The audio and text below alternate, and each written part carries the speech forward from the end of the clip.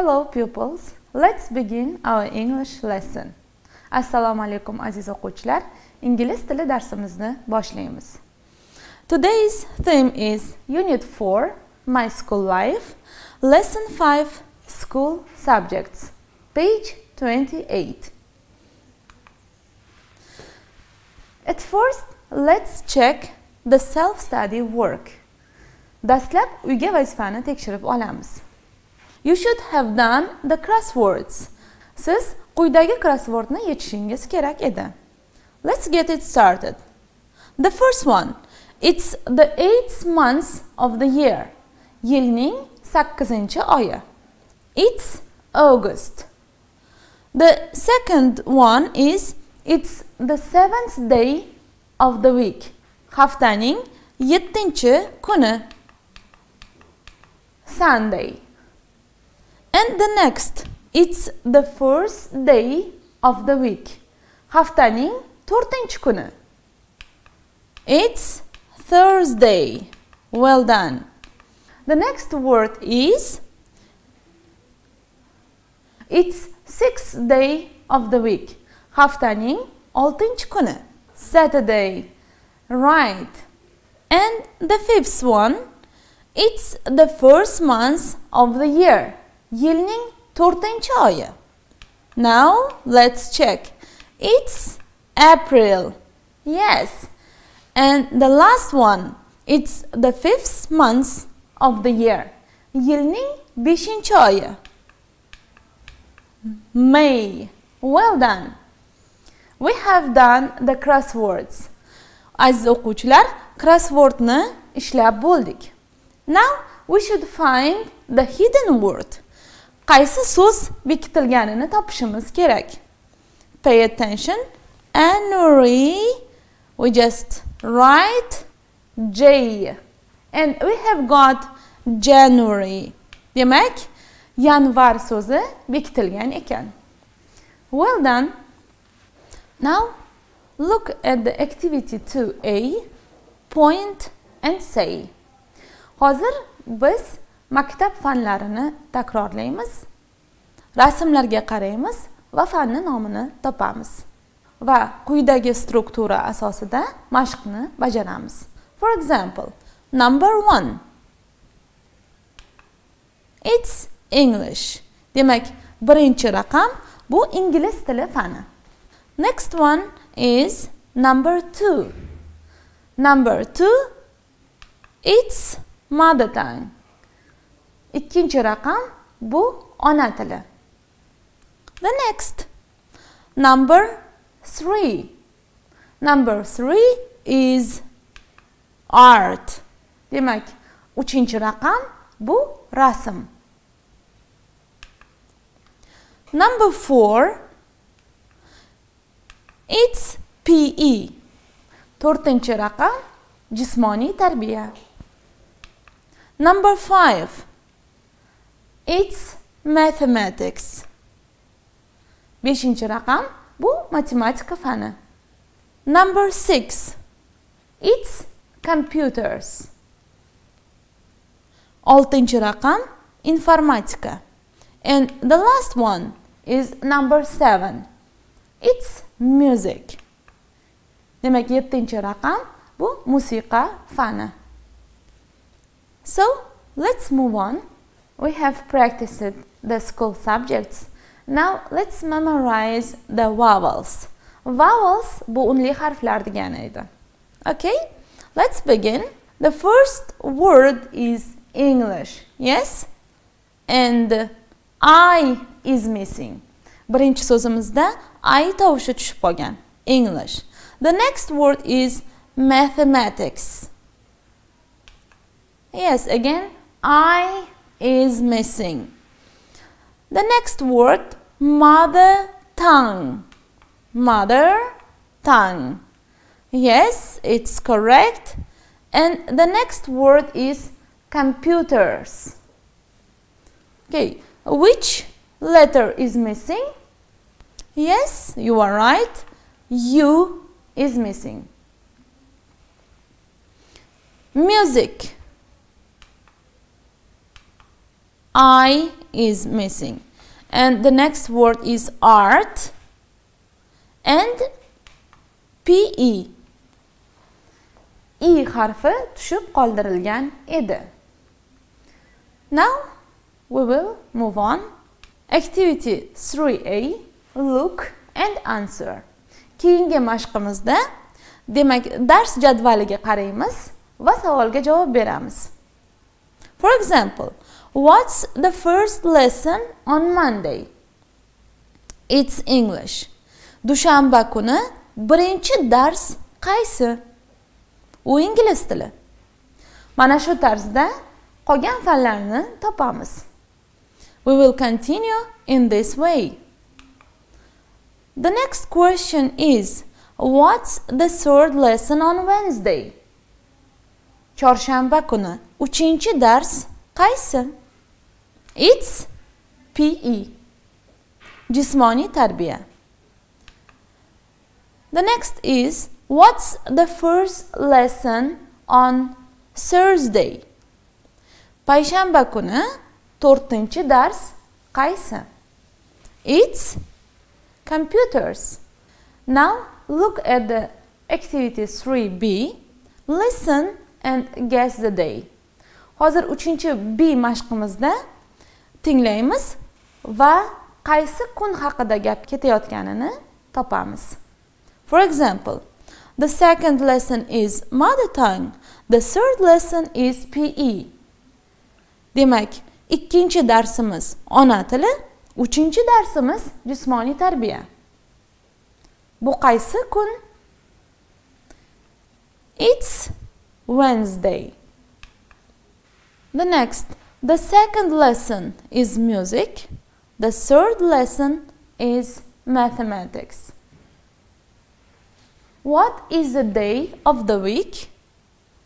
Ikkinchi darsimiz musiqa, uchinchi darsimiz matematika. Bu haftaning qaysi kuni? It's Friday. Yes, correct. The first lesson is art, the second lesson is mathematics, and the third lesson is computers. It's Tuesday. Yes, right. Now look at the activity 4A. Look, read and match the words. Hozir so'zlarni o'qiymiz va so'zlarni tarjimasi bilan birlashtiramiz. The first word is interesting. Interesting so'zining tarjimasi qiziqarli. The second word is fun. Fun so'zini o'zbek tiliga qanday tarjima qilamiz? Yes, correct. Qiziq deb tarjima qilamiz. The next one is difficult. Qiyin. And boring. Boring bu zerikarli degani. And the last one is because. Because so'zini biz chunki deb tarjima qilamiz. Endi aziz o'quvchilar, mana shu yangi so'zlar bilan bitta mashq bajaramiz. Now we will do one exercise with these new words. Are you ready? So let's begin. In this exercise, you should make up new sentence with the help of new words. Dialogni quyidagi yangi so'zlar yordamida to'g'ri tugallashimiz kerak. For example, do you like maths? Siz matematikani yoqtirasizmi? No, I don't like it because it's. Yo'q, men uni yoqtirmayman. Chunki u difficult so'zini tanlaymiz. Chunki u qiyin. Keyingisini birgalikda bajarib ko'ramiz. Let's do the next dialogue together. Do you like PE? Yes, I like it because it's fun. Yes, correct. Sizga jismoniy tarbiya yoqadimi? Ha, yoqadi. Chunki u qiziq deb gap tuzdik. And the next is, Do you like English? Yes, I like it because it's interesting so'zini tanladik. Sizga ingliz tili yoqadimi? Ha, yoqadi, chunki u qiziqarli. Now it's time for the self-study task. On page 101, complete the sentences with appropriate words. Gaplarni tugallang. For example, I like English because it's interesting. Mana shu tarzda gaplarni tugatasiz. This is the end of our lesson. Thank you for attention. See you next time.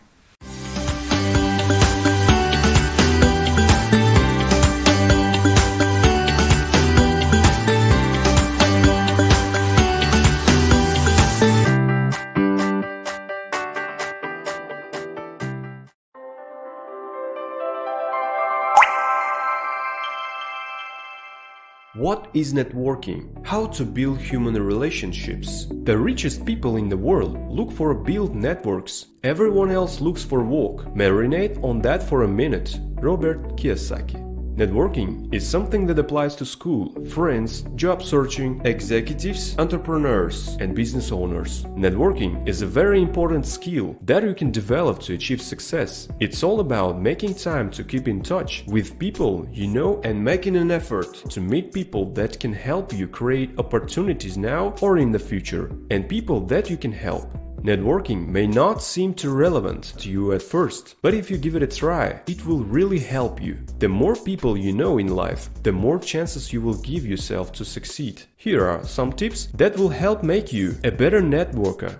The easiest way to expand your network is to build relationships with people you know, family, friends, classmates, colleges, and acquaintances. Actually, we are all expanding our networks daily. Think about it. Whom would you ask if you needed something? You would likely ask a family member, friends, or close college if they know anyone they would recommend. Call people you have met or normally see just to keep in touch. You may have played with these people on a sports team, gone to camp together, went to school together. You may be able to help them some way. Just ask them what they have been up to and think of a way to help them or a reason to get together. Talk to teachers, friends of parents, and other adults you know about your future. You never know what suggestions they may come up with. You may also find something that you can help them with. Meet new people. When going to networking events, for example, museums, parks, and etc., it can be tempting to spend time speaking to people you already know. Remember your aim and make sure you speak to people you haven't met before. Don't be afraid of introducing yourself to people. You only get one chance to make a first impression. Giving your best introduction and one that will make you stand out will not happen automatically. Build relationships starts with thoughtful communication. People judge you and draw initial conclusions about who you are within seconds of meeting you. You only have one chance to make a memorable first impression, so smile.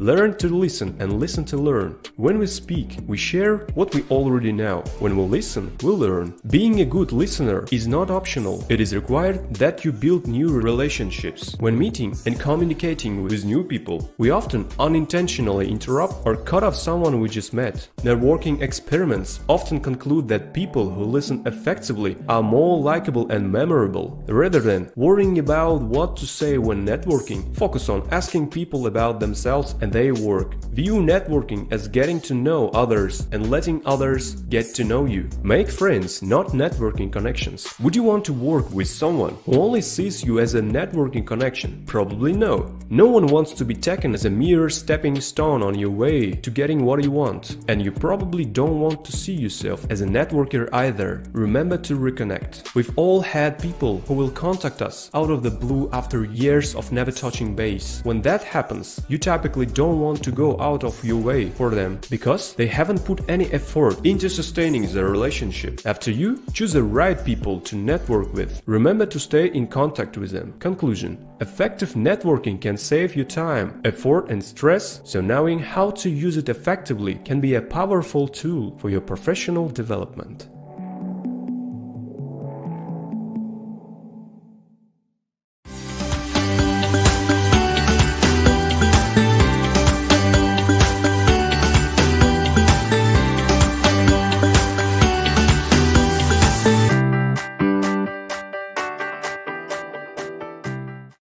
Assalomu alaykum aziz o'quvchilar. 5-sinfda matematika darsini boshlaymiz. Darsga tayyor bo'lsangiz, bugungi mavzuni yozib oling.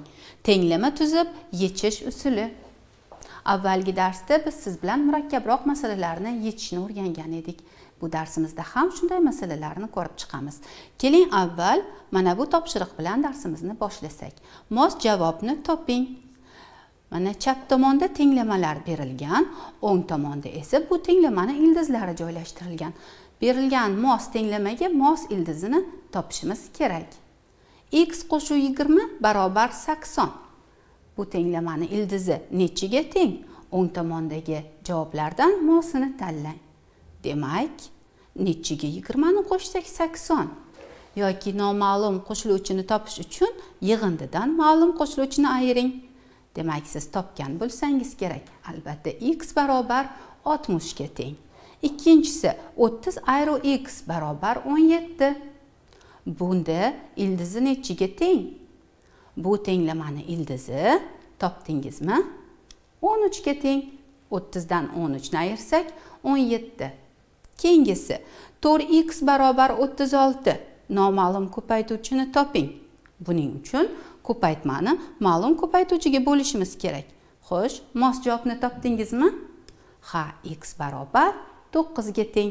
35 bo'lu x barobar 5. Xo'sh, bu tenglamani ildizini topdingizmi? Noma'lum bo'luvchini toping. Buning uchun bo'linuvchini bo'linmaga bo'lishimiz kerak. Demak, x barobar 7 ga teng ekan. X bo'lu 6 barobar 8. Qani, bu tenglamani ildizini topdingizmi? Ha, albatta, chunki ildizi x barobar 48 ga teng bo'ldi. Mana biz bu topshiriqni ham bajarib oldik. Bu topshiriq yordamida tenglamalarni yechishni mustahkamlab oldik. Endi esa masalalar yechishni boshlaymiz. Darsligingizdagi 312-masala. Muzqaymoq do'konida bir kunda jami 446 dona qaymoqli va shokoladli muzqaymoqlar sotildi. Qaymoqli muzqaymoqdan shokoladli muzqaymoqqa qaraganda 34 dona ko'p sotildi. Har bir muzqaymoq turidan nechta donadan sotilgan? Bu masalani yechish uchun tenglama tuzib olamiz. Demak, belgilash kiritamiz. Agar biz shokoladli muzqaymoqni x dona deb belgilasak, qaymoqligi esa x plus 34 bo'ladi. Chunki u shokoladlidan 34 taga ko'p sotilgan. Shunday ekan, mana shu ko'rinishda belgilab oldik. Jami esa nechtaga teng edi? 446 dona. Endi tenglama tuzishimiz mumkin. Demak, x ga x qo'shib 34 ni qo'shsak, 446 ga teng bo'ladi. Masala shartiga ko'ra tenglama tuzib oldik. Endi tenglikni chap qismini soddalashtirib olamiz. Ya'ni x ga x ni qo'shib olamiz. Bunda 2x hosil bo'ladi. 2x qo'shuv 34 barobar 446 ekan.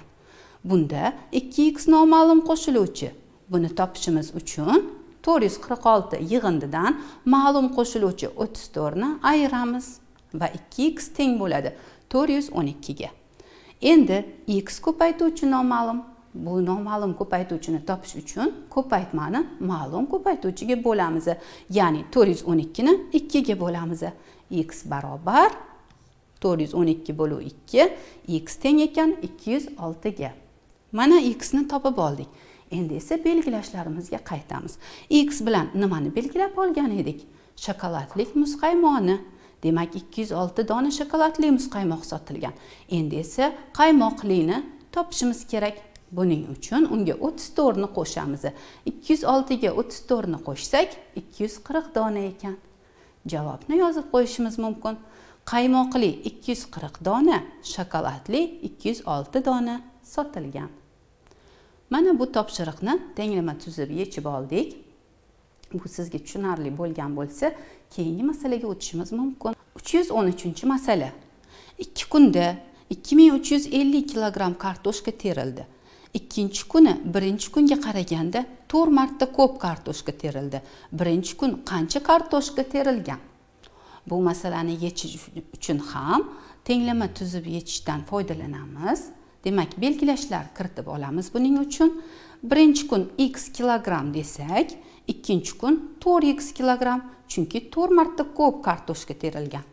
Demak, jami 2350 kilogramm ekan. Tenglama tuzamiz. X qo'shuv 4x teng 2350 ga. Tenglikni chap qismini soddalashtirib olamiz. X ga 4x ni qo'shsak 5x. 5x teng 2350. X ni topish uchun 2350 ni 5 ga bo'lishimiz kerak. 2350 ni 5 ga bo'lsak 470 bo'ladi. Demak, x 470 ga teng ekan. Biz x deb birinchi kundagi terilgan kartoshkalarni belgilagan edik. Demak, birinchi kun 470 kilogramm kartoshka terilgan. Ikkinchi kunni ham hisoblab qo'yishimiz mumkin.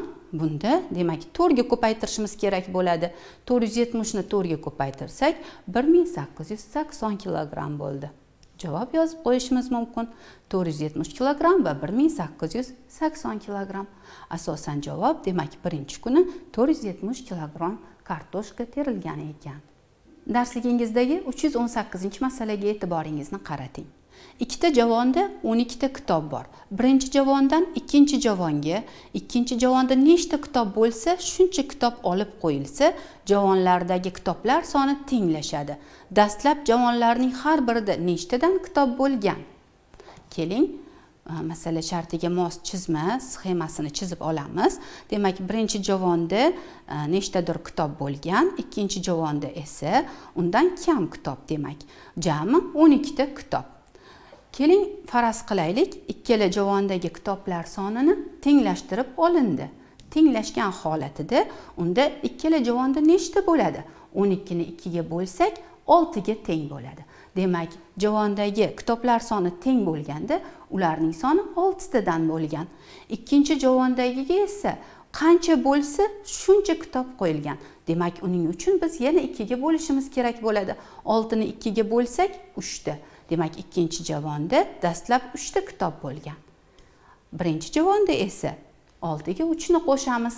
Ya'ni undan 3 ta kitob olib ikkinchi javonga qo'shilgan. Shuning uchun unga 3 ni qo'shamiz. U 9 ga teng bo'ldi. Demak, dastlab birinchi javonda 9 ta, ikkinchi javonda 3 ta kitob bo'lgan. Bu topshiriqni yechish sizga tushunarli bo'lgan bo'lsa, keyingi masalaga o'tishimiz mumkin. Mana bu masalaga e'tiboringizni qarating. Qafasda tustovuq va quyonlar boqilmoqda. Ularning jami boshi 35 ta, jami oyoqlar soni esa 94 ta. Qafasda nechta tustovuq va nechta quyon bor? Buni aniqlash uchun, demak, avval shunday faraz qilamiz. Quyonlarni oldi oyoqlari ko'tarilib turibdi deb faraz qilaylik. Unda yerda turgan oyoqlar soni bu 35 ko'paytiruv 2 ga teng bo'ladi. Chunki jami 35 ta bosh bor. 35 ni 2 ga ko'paytirsak 70 ta oyoqlar bo'ldi. Bunda yerda turgan oyoqlar soni. Jami oyoqlar sonidan 70 ni ayiramiz. 94 dan 70 ni ayirsak 24. 24 ta oyoqlar bu quyonlarning oldi oyoqlari soni.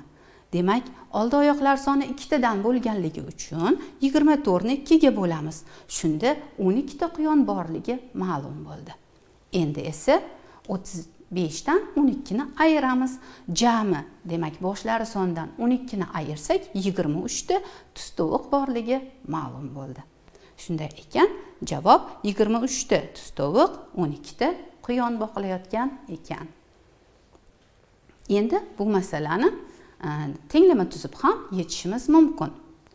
Masalan, boshlari soni, quyonning boshlari sonini x ta desak, tustovuqniki 35 minus x ta bo'ladi.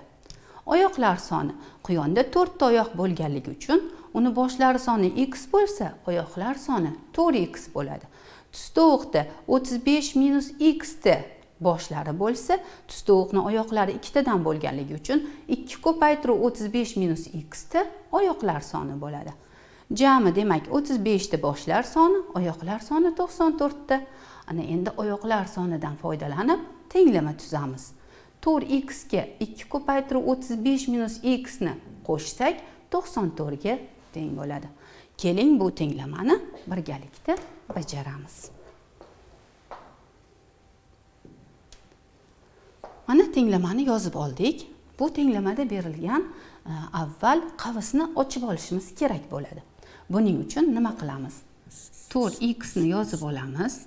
qo'shuv qavsni ochish qoidasidan foydalanib, ya'ni 2 ni 35 ga ham ko'paytiramiz, 2 ni x ga ham ko'paytiramiz. Yodingizda bo'lsa, ko'paytirishning ayrishga nisbatan taqsimot qonunidan foydalanamiz. Demak, 2 ni 35 ga ko'paytirsam 70, ayiraman 2 ni x ga ko'paytirsam 2x barobar 94. Endi esa chap tomonni soddalashtirib olamiz. E'tibor bering. 4x ayru 2x. Demak, biz bunda 4x dan 2x ni ayirishimiz kerak bo'ladi. X ni umumiy ko'paytuvchi sifatida qavsdan tashqariga chiqarib yozadigan bo'lsak, 4 dan 2 ni ayirsak 2. Demak, 4x dan 2x ni ayirsak 2x hosil bo'ldi. Qo'shuv 70 barobar 94. Mana tenglama shu ko'rinishda soddalashdi. Endi noma'lum qo'shiluvchi 2x ni topishimiz kerak. 2x barobar 94 ayru 70. Bunda yig'indidan ma'lum qo'shiluvchini ayirmoqdamiz. 2x teng bo'ladi 24 ga.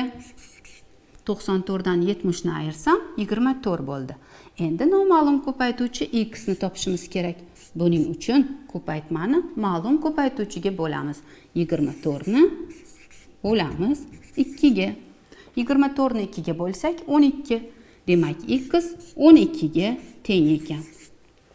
Mana tenglamani yechib oldik. X ni 12 ga teng ekanligini bildik. Davom etamiz. Demak, x 12 ga teng bo'ldi. X bilan biz quyonning boshlari sonini belgilagan edik. Demak, quyonlar soni 12 ta ekanligini aniqlab oldik. Endi esa 35 ayru x tustovuqning sonini topib olamiz. 35 dan 12 ni ayiramiz. 23 ga teng ekan. Javobni yozishimiz mumkin. 23 ta tustovuq va 12 ta quyon. Ko'rib turganingizdek, bu masalani tenglama tuzib yechish ham juda qulay bo'ladi. Keyingi masalaga o'tamiz. Rangli qog'ozlardan 28 ta uchburchak va to'rtburchak shakllari yasaldi. Agar barcha uchlar soni 90 ta bo'lsa, nechta uchburchak va nechta to'rtburchak shakllar yasalgan? Keling, buni ham tenglama tuzishdan foydalanamiz. Demak, to'rtburchaklar sonini x ta deb belgilasak, uchburchaklar soni 28 ayru x ta bo'ladi. Endi uchlari soni to'rtburchakda 4 ta uchi bo'lganligi uchun, to'rtburchaklar soni x ta, uchlari soni esa 4x ga teng bo'ladi. Uchburchakda uchlari soni 3 ta bo'lganligi uchun 28 ayru x ni 3 ga ko'paytirsak, ularning uchlari soni kelib chiqadi. Jami, demak 28 ta shakl, 90 ta uchlari bor ekan. Demak, uchlari sonidan foydalanib tenglama tuzib olamiz. 4x qo'shuv 3 ko'paytiruv 28 ayru x barobar 90. Mana bu tenglamani ham hozirgina ishlaganimiz kabi yechamiz. Demak, qavslarni ochib olamiz. 4x qo'shuv 3 ko'paytiruv 28 ayru 3 ko'paytiruv x barobar 90. Endi ko'paytirib olamiz. 4x qo'shuv 84 ayru 3x barobar 90. 4x dan 3x ni ayirib olamiz. Unda bitta x qoladi. 1x qo'shuv 84 barobar 90. Endi 1x, ya'ni noma'lum qo'shiluvchini topish uchun 90 dan 84 ni ayiramiz. Bunda 1x teng bo'ladi 6 ga. Demak, bitta x 6 ga teng degani x 6 ga teng yoki noma'lum ko'paytuvchini topish kabi 6 ni 1 ga bo'lamiz. X 6 ga teng. Demak, x bilan biz to'rtburchaklar sonini belgilagan edik. To'rtburchaklar demak 6 ta ekan. Endi uchburchaklar sonini topamiz. Buning uchun 28 dan 6 ni ayiramiz. 22 ga teng. Uchburchaklar soni 22 ta ekan. Javobni yozib qo'yishimiz mumkin. Javob 6 ta to'rtburchak, 22 ta uchburchak yasalgan. Mana bu topshiriqni ham bajarib oldik. Ko'rib turganingizdek belgilashlar kiritib, masala shartiga ko'ra tenglama tuzib olsak, bu masalani yechishimizga yordam beradi. Demak, yozishga ulgurgan bo'lsangiz, mustaqil bajarish uchun topshiriqlarni belgilab oling. Darsligingizni 69-betidagi 319-320 masalalarni yechish. O'ylaymanki, bugungi yechgan masalalarimizdan foydalanib, bu topshiriqlarni ham siz bemalol yecha olasiz. Bu topshiriqlarni albatta tenglama tuzib yechish orqali bajaring. Shunday qilib, bugungi darsimiz o'z nihoyasiga yetdi. Sizlar bilan xayrlashaman. Salomat bo'ling.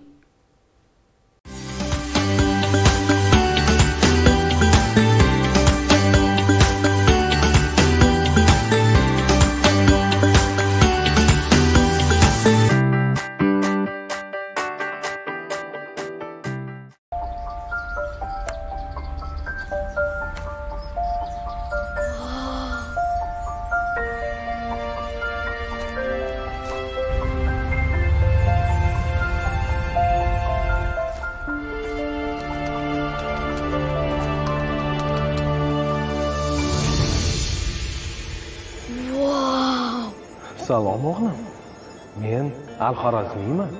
Bugun biz foydalanayotgan shu ajoyib raqamli texnologiyalarni ko'ryapsanmi? Bu nimani anglatadi? Hozir men senga bir narsa ko'rsataman. Barchasi bir necha yuz yillar avval shu yerda boshlangan edi. Men yashagan va algoritmlar haqidagi fanga asos solgan hamda nolni kundalik hayotimizga olib kirgan sevimli o'zbek zaminida. Va bugun o'g'lim, biz texnologik qurilmalar, mashina va dasturlar hayotimizni boshqarayotgan hamda bu almashtirib bo'lmas holga aylangan davrda yashamoqdamiz. Bularning barchasi mana shu yerda dunyo yuzini ko'rgan algoritm tamoyillari asosida ishlovchi kompyuter dasturlaridan foydalanadi. Endi esa o'g'lim, yangi Xorazmiy bo'lish va qachonlardir biz shu yerda boshlab bergan nufuzni qaytarish hamda dunyoni boshqarish navbati seniki. U shu yerda boshlangan va biz uni o'z uyimizga qaytaramiz.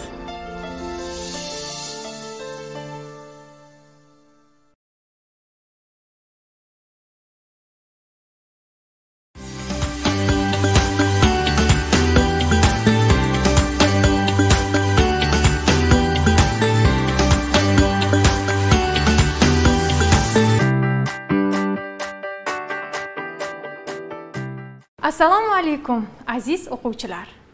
Bugun sizlar bilan mavzuyimizni boshlashdan oldin sizlarga quyidagi rebusni ko'rsatib o'tmoqchiman. Aziz o'quvchilar, ushbu rebusga qarab uni javobini topa olasizmi? Qani, bir yaxshilab o'ylab ko'ring-chi. Javob topa oldingizmi? Demak, albatta bu rebusimizning javobi klaviatura edi. Rebusni yechishni ham o'zini qonun qoidalari bor. Ana u asosida, demak biz javobni topamiz. Navbatdagi rebusga e'tiboringizni qarating. Xo'sh, bunichi topa oldingizmi?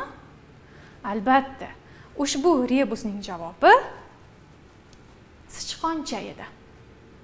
Bejizga ushbu rebuslarni sizlarga ko'rsatganim yo'q. Demak, bugungi mavzuyimiz aynan klaviatura va sichqoncha haqida ekan. Demak, bugungi mavzuyimiz klaviatura va sichqoncha bilan ishlash ko'nikmalari mavzusini sizlar bilan o'rganamiz. Lekin keling, yangi mavzuni boshlashdan oldin o'tilgan mavzularni bir takrorlab olsak. O'tgan darsda sizlar bilan kompyuter qurilmalari, asosiy va qo'shimcha qurilmalar haqida tanishib o'tgan edik. Demak, kompyuterning asosiy qurilmalari tizimli blok, klaviatura, monitor va sichqoncha deb aytgan bo'lsak, demak qolgan bizning ish faoliyatimizda yordam beradigan qurilmalarni biz qo'shimcha qurilmalar yoki yordamchi qurilmalar deb atadik. Demak, biz ushbu qo'shimcha qurilmalarni ham vazifasiga ko'ra necha guruhga bo'lib oldik? Albatta, 3 guruhga bo'lib oldik. Bular birinchisi ma'lumotlarni kiritish qurilmalari, ikkinchisi ma'lumotlarni kompyuterdan chiqarish qurilmalari va uchinchisi ma'lumotlarni ham uzatish, ham qabul qilish qurilmalari turiga bo'lib oldik. Demak, har bir qurilma o'z vazifasiga ko'ra mana shu guruhlarda ajratib olish mumkin ekan. E'tiboringizni quyidagi rasmlarga diqqat bilan qarating. Demak, ushbu rasmdan 4-inchisi ortiqcha deb nomlanar ekan. Xo'sh, diqqat bilan o'ylab ko'ring, qaysi bir qurilmani ortiqcha deb hisoblaysiz va nima uchun? Qani, yaxshilab o'ylab oldingizmi? Unday bo'lsa, javobingizni tekshiramiz. Demak, bizda 4-chi ortiqcha qurilma bu ovoz kuchaytirgich, ya'ni kolonka qurilmasi edi. Nima sababdan uni ortiqcha deb aytdik? Chunki ahamiyat bergan bo'lsangiz, qolgan qurilmalar bu ma'lumotlarni kirituvchi qurilma. Ovoz kuchaytirgich esa bu ma'lumotlarni chiqarish qurilmasi hisoblanadi. Shuning uchun ham biz uni ortiqcha deb belgilab oldik. Navbatdagi rasmlarga ham diqqat bilan qarang va xuddi shunday ortiqchasini toping. Xo'sh, javobingiz tayyormi? Keling, tekshirib ko'ramiz. Demak, bu yerda ortiqcha qurilmamiz skaner ekan. Nima uchun? Albatta, bu ma'lumotlarni kompyuterga kiritadi. Qolgan qurilmalarimiz esa ma'lumotlarni kompyuterdan chiqaruvchi qurilmalar sirasiga kiradi. Navbatdagisini-chi topdingizmi? Demak, bu yerda ortiqchasi so'zsiz aytishimiz mumkin, bu joystick. U ma'lumotlarni kirituvchi qurilma. Qolgan qurilmalarimiz esa ma'lumotlarni chiqaruvchi qurilmalar sirasiga kiradi. Demak, esingizga tushdi, hurmatli o'quvchilar. Darsimizni davom etamiz. Ushbu jadvalga ham diqqat bilan qarashingizni so'rab qolaman. Jadvalimizning bir ustunida inson organizmiga tegishli bo'lgan so'zlar yozilgan. Navbatdagi ustunimiz esa kompyuter qurilmalari. Demak, bir yaxshilab o'ylab ko'ring.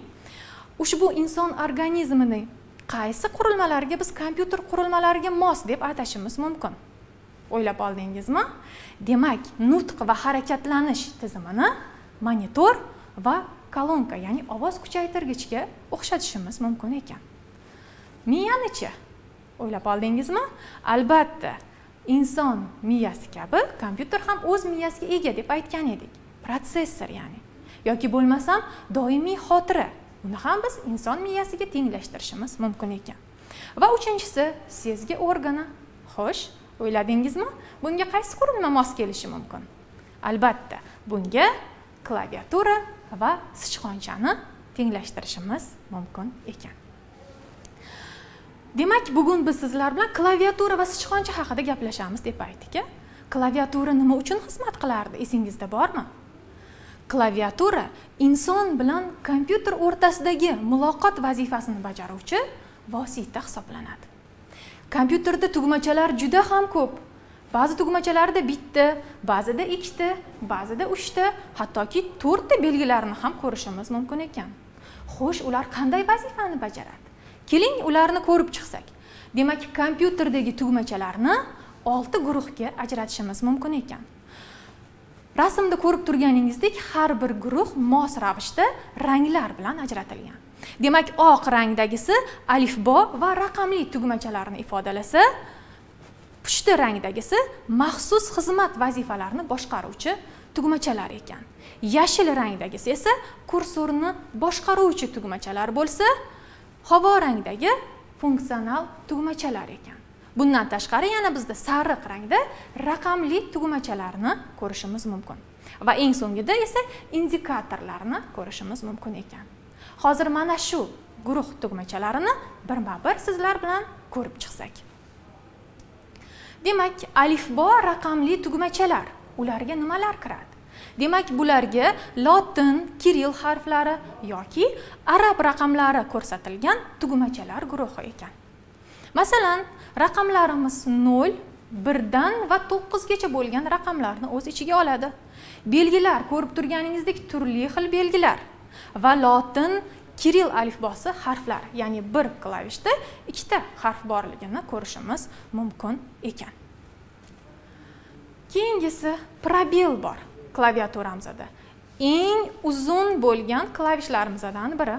Demak, bu probel ekan. Probel nima uchun kerak? Nima deb o'ylaysiz? Probel ikkita so'z orasida joy qoldirish uchun kerak ekan.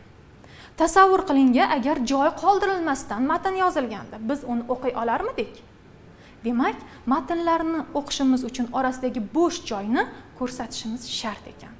Shundagina bizning matnlarimiz o'qish uchun albatta qulay bo'ladi. Bu tugmachani esdan chiqarmaymiz. Eng ko'zga ko'rinarli tugmachalardan biridir.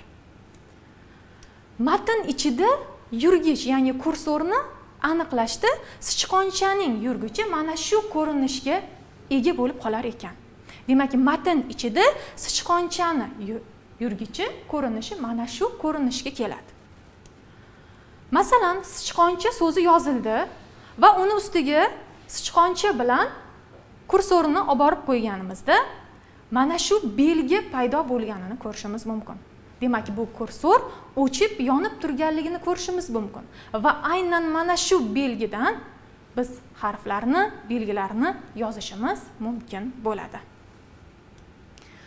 Kursorni boshqarish tugmachalar guruhiga keladigan bo'lsak, demak, quyidagilar kursorni boshqarish tugmachalari hisoblanar ekan. O'z navbatida home and page up, page down kabi tugmachalar va harakat yo'nalishlari ko'rsatilgan strelkalarni biz ko'rishimiz mumkin ekan. Demak, ular har biri o'zini vazifasiga ega ekan. Masalan, home kursorni satr boshiga o'tkazsa, and kursorni satr oxiriga o'tkazar ekan.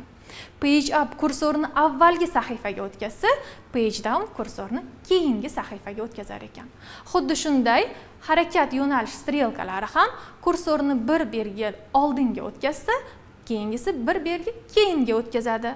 Bir belgi bir satr yuqoriga o'tkazsa va bir satr pastga qarab o'tkazar ekan. Albatta, bu tugmachalarni boshqa maxsus klavishlar bilan ham birgalikda ishlatish mumkin ekan. Maxsus vazifalarni bajaruvchi tugmachalar mana hozir aytib o'tganimdek. Bularga nimalar kiradi? Birinchisi, escape. Nima vazifani bajaradi? Albatta, escape oxirgi amalni bekor qilar ekan. Navbatdagi tugmachamiz bu enter deb nomlanadi. Ba'zi klavishlarda enter so'zi yoziladi, ba'zilarda mana shu ko'rinishda ham bo'ladi. Bu buyruq va amalni tasdiqlash tugmachasi ekan. Navbatdagi control tugmachamiz boshqa klavishlar bilan birgalikda ishlatilar ekan, ya'ni boshqa klavishlar bilan birgalikda bosgan holatda ishlatiladi. Caps lock tugmachasi faqatgina bosh harflar bilan yozish uchun ishlatiladi. Shift tugmachasi shift tugmachasi bosh harfni yozish hamda sonlar bilan birga kelgan belgilarni ko'rsatishda yozilar ekan. Alt tugmachasi. Ushbu tugmacha ham boshqa klavishlar bilan birgalikda ishlatilar ekan. Backspace tugmachasi. Bu kursordan chapda turgan belgilarni o'chirar ekan. Delete tugmachasi. Bu esa kursordan o'ngida turgan belgilarni o'chiradi. Va insert tugmachasi esa harf yoki belgini almashtirish uchun xizmat qilar ekan. Funksional tugmachalar ham bor deb aytdik. Demak, funksional tugmachalarimiz klaviaturaning eng yuqori qismida joylashgan F1 dan F12 gacha bo'lgan tugmachalar sirasi kirar ekan. Bu kompyuterni sichqonchasiz boshqarish va dasturda belgilangan maxsus amallarni bajarish uchun xizmat qiladi. Demak, har biri alohida vazifalarga ega ekan. Navbatdagi tugmachalar guruhi esa bu yordamchi tugmachalar paneli hisoblanar ekan. Demak, ko'rib turganingizdek, klaviaturamizning o'ng tarafida turgan tugmachalar guruhidir.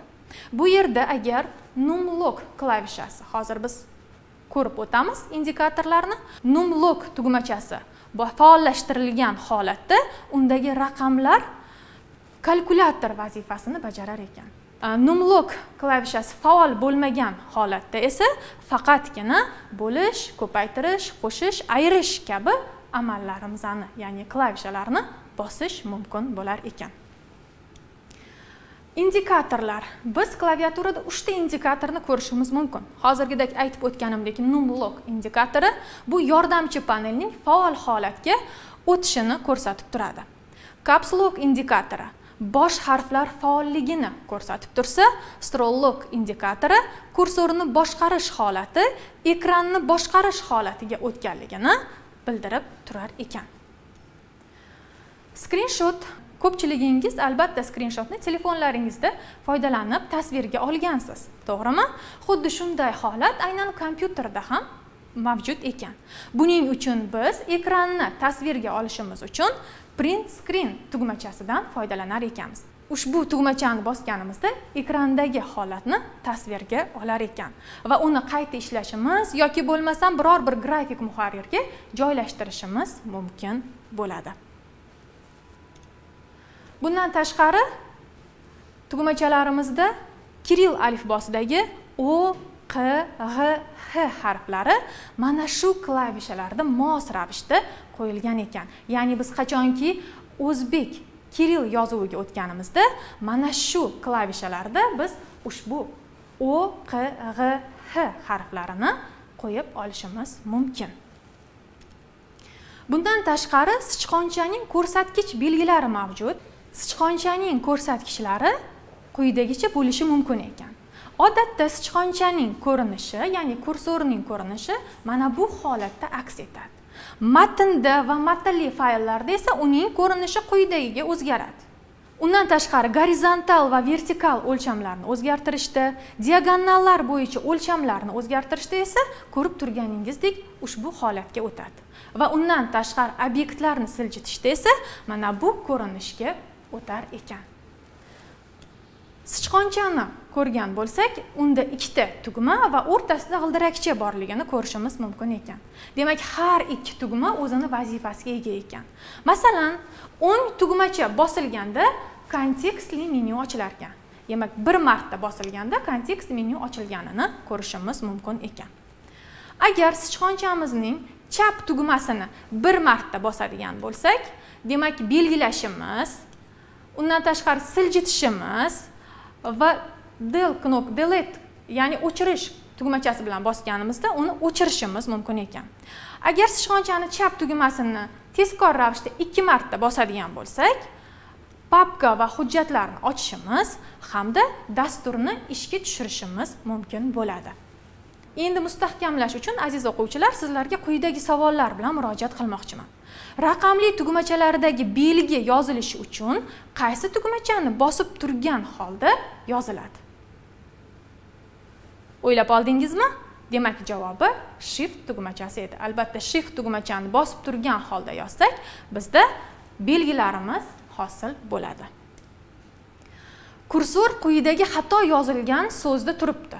Demak, kursorimiz ushbu so'zda turganligini ko'rishimiz mumkin. Xatolikni to'g'rilashimiz uchun qaysi tugmachani bosishimiz kerak? O'ylab oldingizmi? Keling, javobingizni tekshiramiz. Albatta, demak, biz delete tugmachasini bosishimiz kerak. Delete tugmachasi o'ng tarafdagi belgilarni o'chirar edi. Keling, hozir sizlar bilan amaliy mashg'ulotni bir ko'rib chiqsak. Klavishalardan foydalanishingizda quyidagi amaliy mashg'ulotni bajarib ko'rishingizni tavsiya qilaman. Buning uchun pusk tugmachasini bosasiz. Pusk tugmachani bosilgandan so'ng все приложения, ya'ni barcha dasturlar yozilgan bo'limga o'tamiz hamda bu yerdan standartni tanlagan holda u yerdan bloknot matn muharririni ishga tushiramiz. Demak, bloknot matn muharririning oynasi ochiladi. Shift tugmachasini bosib turgan holatda katta harfda yozamiz. Uni qo'yib yuborsak, demak, kichkina harfda yozishimiz mumkin. Probel tashlaymiz, space tugmachasi, ya'ni va shu tariqa davom etamiz. Ana endi rus alifbosidan, Kirill alifbosidan lotin alifbosiga o'tish uchun ushbu amalni tanlaymiz. Va natijada lotin alifbosidagi harflarni yozib ko'ramiz. Ana endi biz o'zbek Kirill alifbosini tanlaymiz. O'zbek Kirill alifbosidagi O, Q, G larni yozib ko'ring. Agar kompyuteringizda o'zbek Kirill alifbosi o'rnatilmagan bo'lsa, biz uni sozlamalaridan o'rnatishimiz mumkin bo'ladi. Demak, bu yerda mana shu belgini bosamiz. Bu belgi bosilgandan keyin barcha alifbolar ko'rinadi va bu yerdan o'zbek Kirill alifbosini tanlab olishingiz mumkin. O'rnatilganligi uchun bu och rangda, agar o'rnatilmagan bo'lsa, to'qroq ranglarda ko'rinib turgan bo'ladi. Ana endi Masalan, delete va backspace tugmachalarini ishlatishga ham bitta misol ko'ramiz. Kompyuter so'zini xatoliklardan xoli etamiz. Masalan, u harfini demak o'chirishimiz kerak, ya'ni biz backspace tugmachasi yordamida amalga oshiramiz. Va yana qaysi harf ortiqcha bu yerda? Albatta F harfini ham delete tugmachasi yordamida o'chiramiz. Bundan tashqari biz hozirgina aytib o'tilgandek, raqamlardagi belgilarni hosil qilishimiz uchun shift tugmachasini bosib turgan holatda hosil qilamiz. Mana shu tariqa sizlar o'zingiz ham mustaqil ravishda mana shu amallarni takrorlab ko'rishingizni tavsiya etaman. Bundan tashqari belgilar yordamida turli tasvirlarni ham o'zingiz xohlagancha yaratishingiz mumkin bo'ladi. Mana masalan ko'rib turganingizdek oddiy belgilardan robot rasmi hosil qilingan. Mustaqil bajarishingiz uchun darslikdagi savol va topshiriqlarga javob toping. Undan tashqari birinchi va ikkinchi mashqlarni bajaring hamda jadvalni to'ldiring. Aziz o'quvchilar, darsligimizdagi qo'shimcha resurslardan ham foydalanishni unutmang. Shu bilan bugungi darsimiz o'z nihoyasiga yetdi. Keyingi darslarda ko'rishguncha, xayr.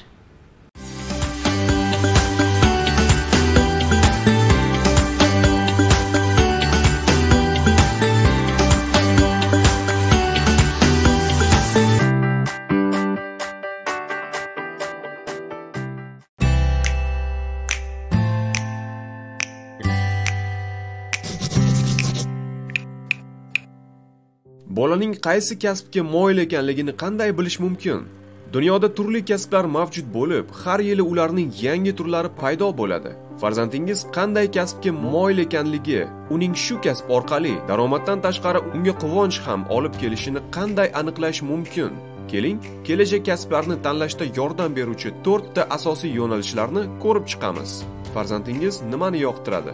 Bu alohida e'tibor berilishi zarur bo'lgan birinchi yo'nalish bo'lib, bunda farzandingiz o'zining tanlagan kasbdan zavqlanishi, qiynalmasligi zarur bo'lgan omillardan biri. Unga nima yoqishini bilasizmi? Agar farzandingiz kompyuter o'yinlari yoki futbol yoqtirsa, albatta u ushbu yo'nalishdagi kasbni tanlaydi degani emas. Uning sevimli mashg'ulotlarini maqbul darajada rag'batlantiring va eng muhim, unga nima uchun aynan shu o'yinni yoqtirishini anglashga yordam bering. Shundagina qaysi kasbni nega yoqtirishini tushuna boshlaydi. Farzandingiz nimaga qodir? Har kim turli ko'nikmalarni o'rganishi mumkinligini tushunishingiz kerak. Ularning o'rganishga esa kimdir uchun kamroq, kimdir uchun ko'proq vaqt talab etiladi. Agar farzandingiz matematikadan kuchli bo'lsa, unga urg'u berishga shoshilmang. Ehtimol bolada gumanitar fanlardan muammo mavjud bo'lishi mumkin. Siz nimagaligini anglashingiz lozim. Ehtimol farzandingiz uyatchan va siz unga buni yengishga yordam berishingiz kerakdir. Balkim farzandingiz gumanitar fanlardan matematikaga qaraganda o'zini yaxshi namoyon qilishi mumkin. Matematik tafakkurga ega bo'lgan gumanitar inson esa juda qobiliyatli hisoblanadi. Farzandingizning salbiy natijalardan tushkunlikka tushmang. Agar u nimanidir yoqtirishni tushunsa, demak bu unga o'zining zaif tomonlari ustida ishlashda yordam beradi. Ko'proq daromad olinadigan kasblar. Yil sayin kasblarning ko'plab turlari paydo bo'lmoqda. Bularni bilish va baholay olish juda muhimdir. Siz nafaqat yurist, shifokor, injener va boshqa kasblar egasi bo'lishingiz mumkin, balki ko'plab boshqa muqobil kasblarning dasturchi, marketolog, tahlilchi, copywriter, dizayner va boshqalar turlari mavjud. Sizning vazifangiz tanlagan kasbning turi va maoshini to'g'ri baholay olishingiz lozim. Darhaqiqat, agar siz farzandingizga aynan shu kasb orqali ko'proq maosh olish mumkinligini uqtirsangiz, farzandingiz shu kasbni tanlab juda yaxshi daromad topishi va eng muhimi, ishdan zavqlana olishini anglatmaydi.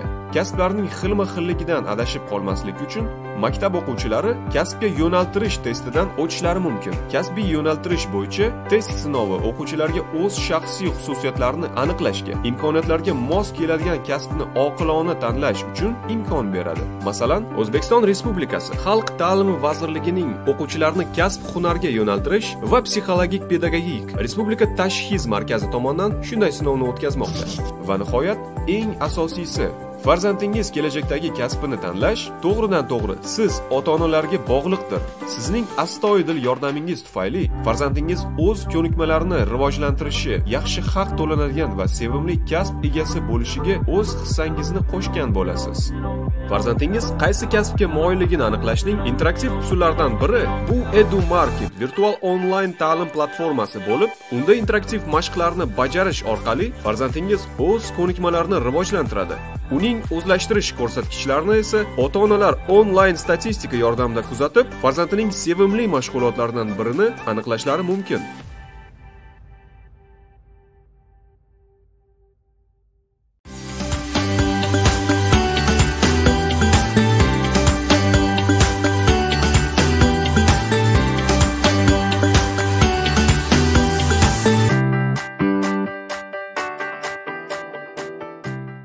Bonjour chers élèves, aujourd'hui on commence avec vous notre leçon de français pour les 5e classes et aujourd'hui on va apprendre avec vous le thème J'aime le français et toi. Assalomu alaykum qadrli o'quvchilar, bugun siz bilan 5-sinf o'quvchilariga mo'ljallangan fransuz tili darsimizni boshlaymiz. Demak, bugungi o'rganadigan mavzuyimiz men fransuz tilini yaxshi ko'raman, senchi? Bon, on va écouter, faites attention à notre cours. Bon, comme toujours, on va faire avec vous un petit plan de notre cours. Qu'est-ce qu'on va faire aujourd'hui? Aujourd'hui, on va vérifier votre devoir à la maison, un fragment d'une vidéo, et puis on va apprendre à parler de ses matières préférées et de son école. Puis on va apprendre l'emploi de futur simple. Et à la fin, comme toujours, on va faire une activité pour bien comprendre ce qu'on a appris aujourd'hui. Demak, bugun siz bilan darsimiz davomida har doimgidek uyga vazifalarimizni tekshiramiz va darsimizga oid bo'lgan video bilan yangi mavzuyimizni boshlaymiz. Demak, yangi mavzuyimiz bugun siz bilan maktab va o'zining yaxshi ko'rgan darslari haqida gapira olish va fransuz tilida kelasi zamonni ishlata olish qoidalarini o'rganamiz. Va albatta har doimgidek darsimizni mustahkamlovchi mashqlar bilan tamomlaymiz. Si vous êtes prêts, allez, bon courage, on commence. Bon, aujourd'hui, on commence comme toujours par la vérification. Si vous vous souvenez bien à la leçon précédente, votre devoir à la maison, c'était faire l'activité à la page 32. Il fallait compléter le dialogue entre Zumrat et Oumida. Il fallait utiliser correctement les mots interrogatifs. On commence. Alors, c'est Zumrat? Oui, bonjour. Comment ça va? Merci, ça va. Vas-tu à l'école? Oui, je vais à l'école. Mon école est près de la maison. Comment est ton école? Elle est belle et très grande. Elle a 3 étages. Il y a beaucoup de classes, une grande salle de lecture et un stade. Combien d'élèves y a-t-il dans votre classe? Dans notre classe, il y a 25 élèves. Quel jeu jouez-vous pendant la récréation? Nous jouons au ballon, à cache-cache, à la balle au mur, aux billes et parfois on discute. Comme vous voyez, on a complété notre dialogue avec les mots interrogatifs comme comment, combien de et quel. Si vous avez fait votre devoir à la maison et vous n'avez pas de faute et vous avez les mêmes réponses que j'en ai, bravo à vous, vous avez réussi votre devoir à la maison. Agarda siz uyga vazifangizda xuddi shu so'roq savollarini ishlatgan bo'lsangiz, demak siz bugungi fransuz tili darsidan vazifangizni a'lo darajada bajargansiz. Maintenant, on continue notre cours en regardant la vidéo sur la question quelle est ta matière préférée? Demak, bugungi yangi mavzuyimizni siz bilan kichkina video lavha bilan boshlaymiz. Demak, sen qaysi fanni yaxshi ko'rasan? Allez, commencez à regarder.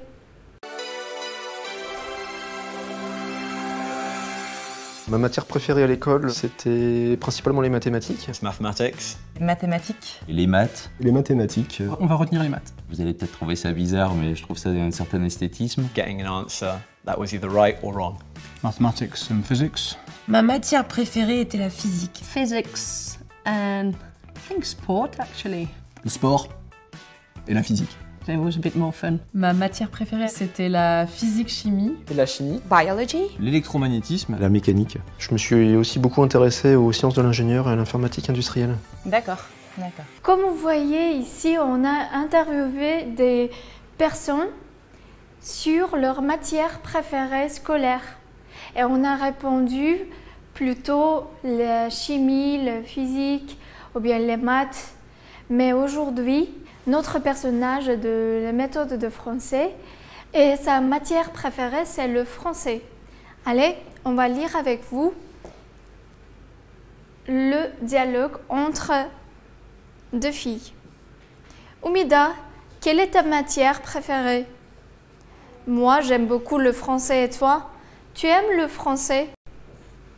Oui, j'aime le français, mais je préfère les maths.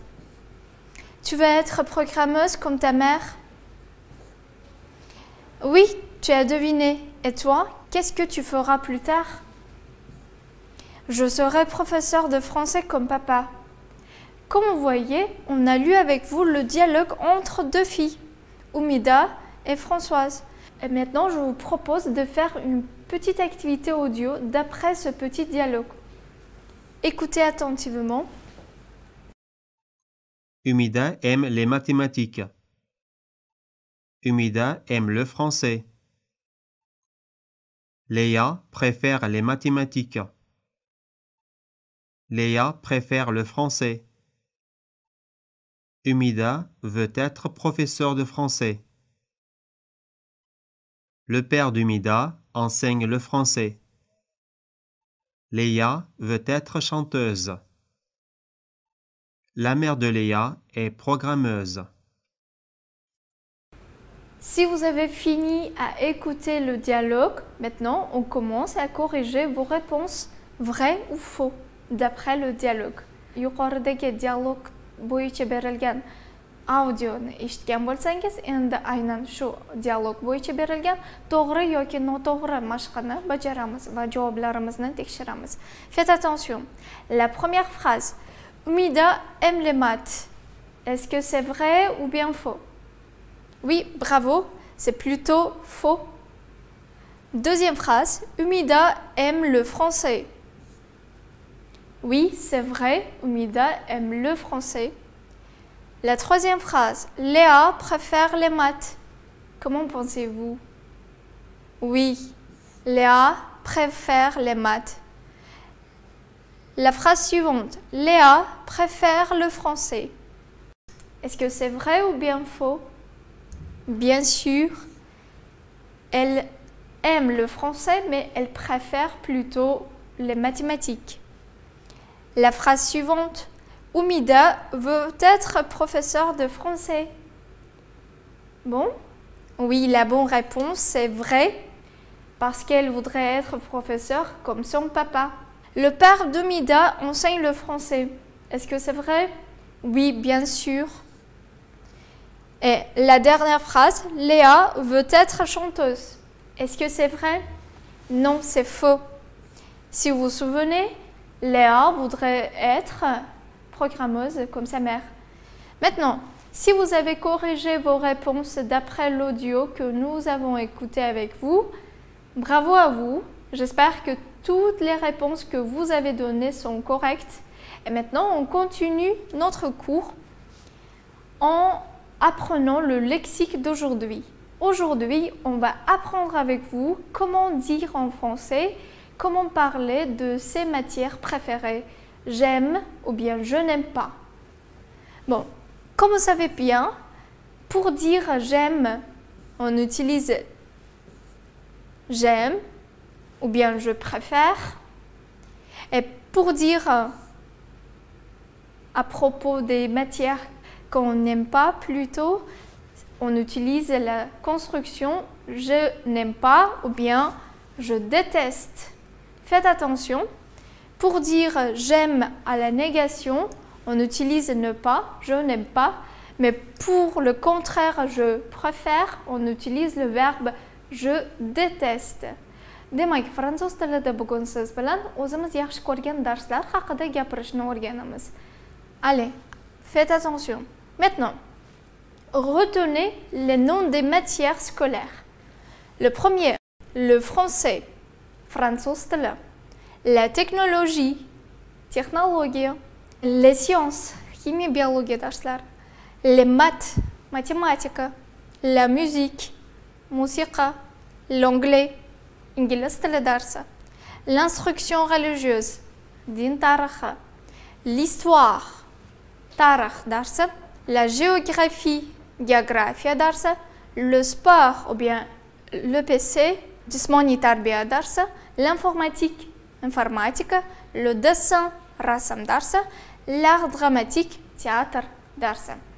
Bon, maintenant, si vous avez retenu, ou bien si vous avez recopié les noms des matières scolaires, je vous propose de les apprendre par cœur pour pouvoir parler à l'oral.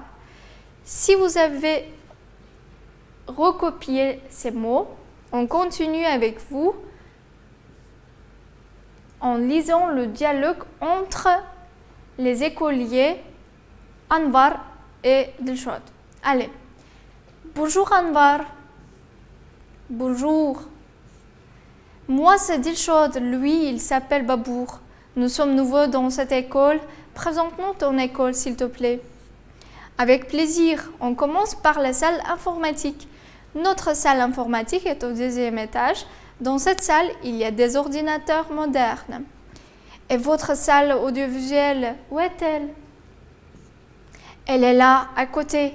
Là, il y a une télé, un lecteur DVD, un ordinateur, un écran interactif et des écouteurs pour tous. Vous faites vos cours de français ici? Oui. Comme vous voyez, ici, Anwar présente son école à Babour et à Dilshod. Maintenant, on commence à faire la traduction pour pouvoir bien comprendre le dialogue entre eux. Demak, siz bilan hozir Anwar o'zining maktabini Dilshod va Boburga tanishtirayotgan dialogini o'qidik va endilikda siz bilan bu dialogni yaxshiroq tushunish uchun tarjima qilamiz. Salom Anwar, salom. Mening ismim Dilshod, uning ismi Bobur. Biz bu maktabda yangimiz. Iltimos bizga maktabingni tanishtir. Jonim bilan, biz siz bilan informatika xonasidan boshlaymiz. Bu xonada zamonaviy kompyuterlar bor. Sizning audio eshitish xonalaringiz u qayerda? U ham shu yerda, uning yonida. Bu yerda televizor, DVD, kompyuter, interaktiv doska va eshitish moslamalari barcha uchun yetarli. Siz bu yerda fransuz tili darslarini o'rganasizmi? Ha. Comme vous voyez, ici, Anwar présente son école à Dilshod et à Babour. Ils ont parlé ici de deux salles. C'est la salle informatique et la salle audiovisuelle où ils font du français.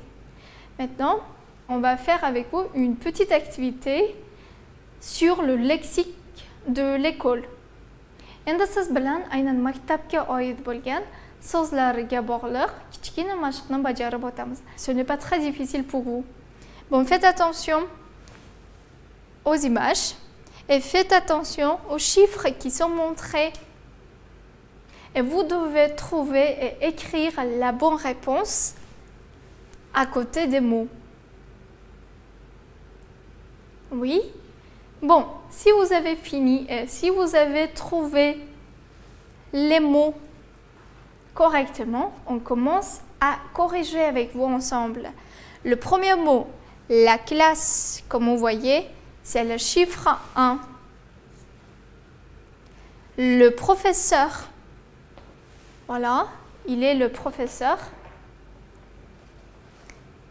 C'est le chiffre 2. Un élève, voilà, il est ici, c'est le 3. Le tableau, voilà, c'est le tableau vert, il est le 4. Le pupitre, comme vous voyez, c'est le pupitre sous le chiffre 5. Une chaise, c'est le 6. le bureau du professeur sous le chiffre 7. Un cartable, c'est ici. C'est le chiffre 8. L'école, comme vous voyez, c'est ici. C'est le chiffre 9. Et la cantine, comme vous voyez ici, sur l'image 10. Si vous avez fait cette activité, bravo à vous. Et maintenant, on continue avec vous à regarder, on continue avec vous notre cours en regardant une petite vidéo où le petit Nicolas parle de sa future profession. Commencez à regarder. Bon, c'est un film sur petit Nicolas. Dans ce fragment du film, il va parler des futures professions de ses camarades. Allez, attendez et répondez à la question « Qu'est-ce que vous ferez à plus tard ?»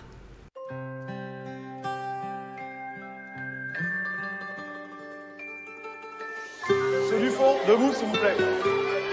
On prend la photo, là, calmez-vous. Les enfants, s'il vous plaît, les enfants. Les enfants, le rang du fond, tenez-vous droit s'il vous plaît. Tenez-vous droit. Les deux là, les deux qui discutent là. L'autre jour à l'école, la maîtresse nous a donné un drôle de sujet de rédaction. Racontez ce que vous ferez plus tard.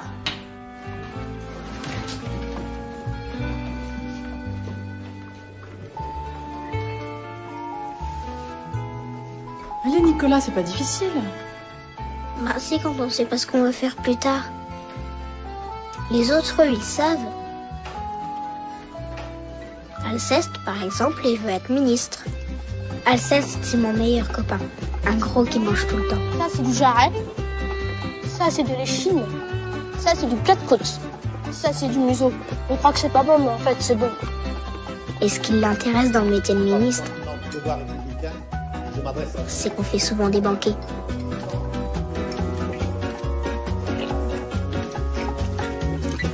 Chez nous, pour le réveillon, il y aura Mémé, ma tante Dorothée et mon tonton Eugène.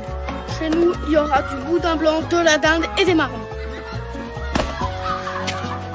Geoffroy, plus tard, il travaillera avec son père. Allô? Je vous passe. Allô, oui. Geoffroy vit dans une très grande maison avec un grand jardin. Il a même une piscine en forme de rognon. Le papa de Geoffroy est très riche et lui achète tout ce qu'il veut. Et Geoffroy, ce qu'il aime par-dessus tout, ce sont les déguisements.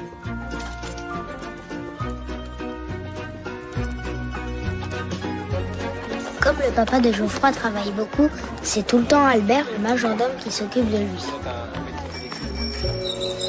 Ça, c'est Clotaire. Il a un chouette vélo. C'est un vélo de course. Pourquoi il y a un porte-bagages alors?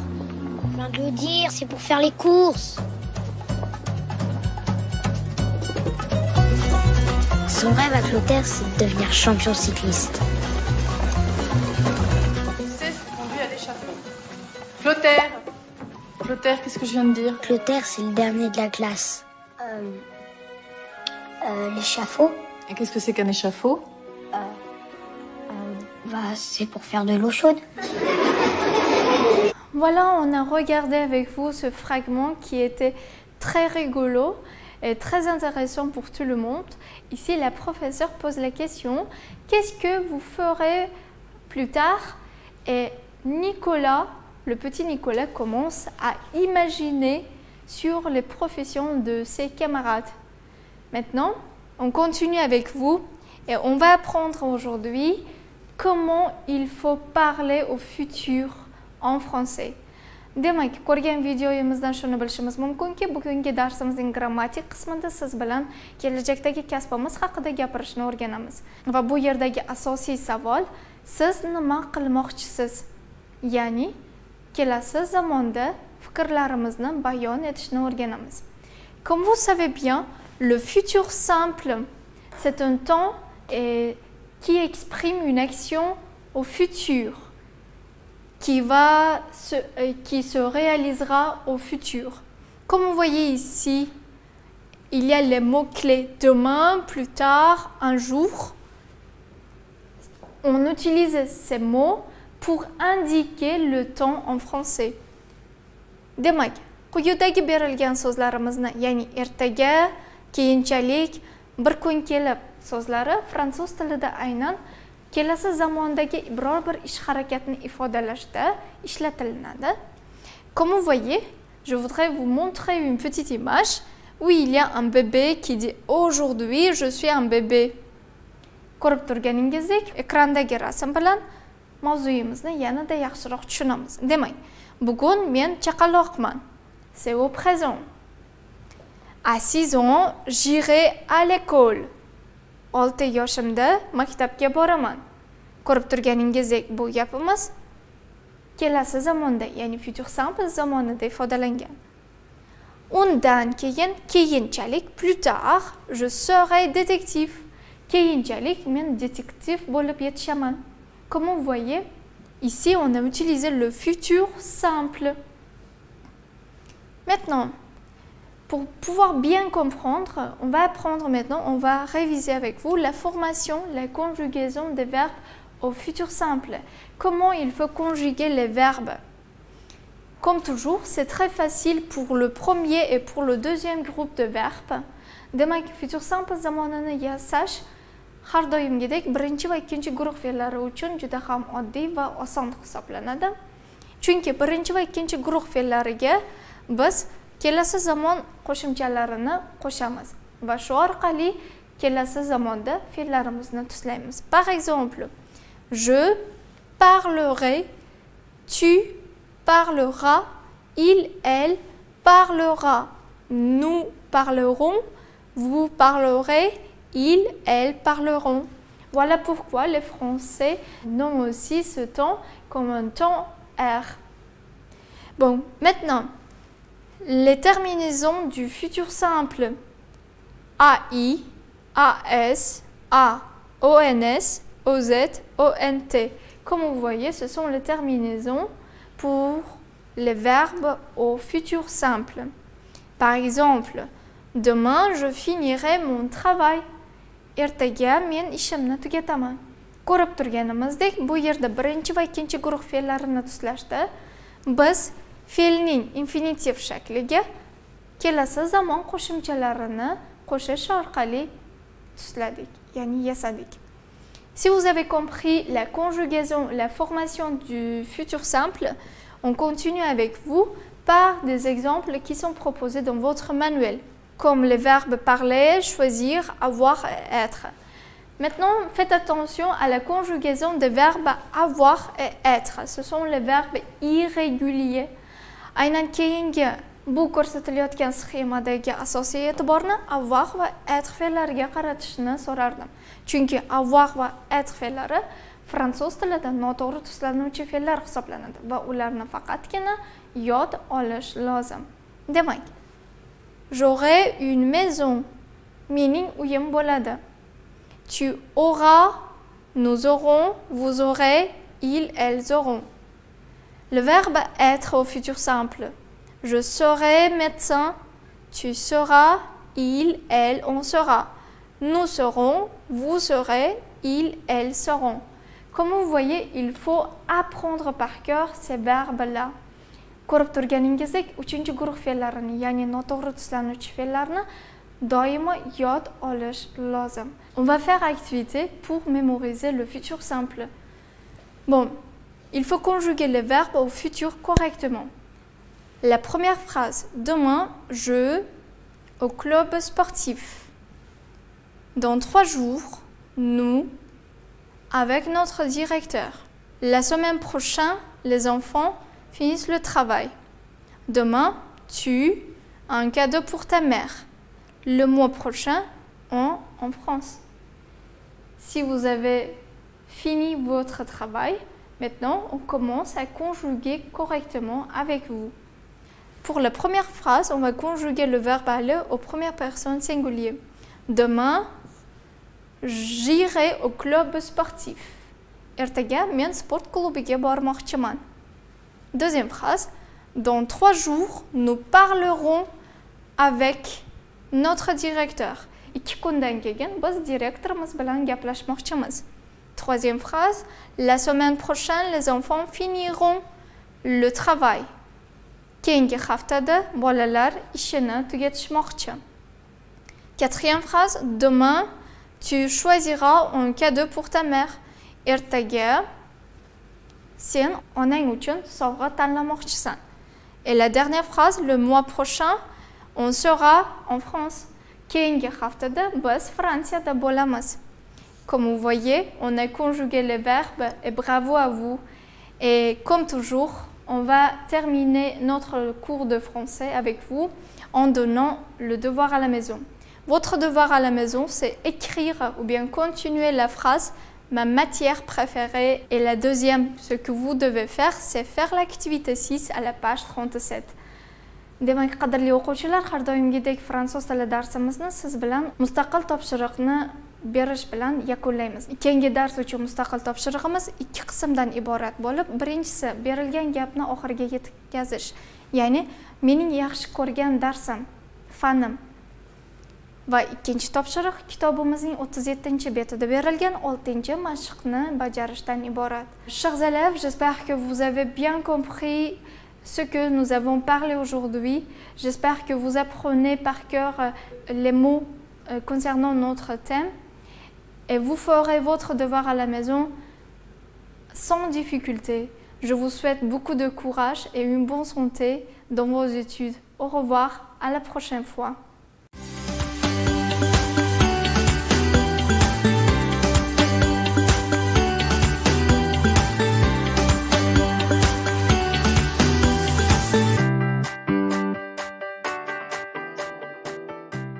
EduMarket platformasidan ro'yxatdan o'tish bo'yicha bosqichma-bosqich ko'rsatma. EduMarketdan ro'yxatdan o'tish uchun quyidagilarni bajaring. Ilova kiriting va qahramonni tanlang. Ro'yxatdan o'tish tugmasini bosing. Login tugmasini bosing va yarating. Jinsni tanlang. Tug'ilgan sanani to'ldiring. Davlatni tanlang. Maxfiy parol yarating. Maxfiy parolni takroran kiriting. O'z haqingizda quyidagi qo'shimcha ma'lumotlarni kiritishingiz mumkin. Ism, familiya, elektron pochta va telefon raqamingiz. Saqlash tugmasini bosing. Mazkur ma'lumotlarni kiritish muhim emas. Yuqoridagi o'ng tarafdagi keyingisi so'zini bosing. Ro'yxatdan o'tganingizdan so'ng o'yindan to'laqonli foydalanishingiz mumkin. Shuningdek, ilovani ro'yxatdan o'tmagan holda sinovdan o'tkazishingiz mumkin.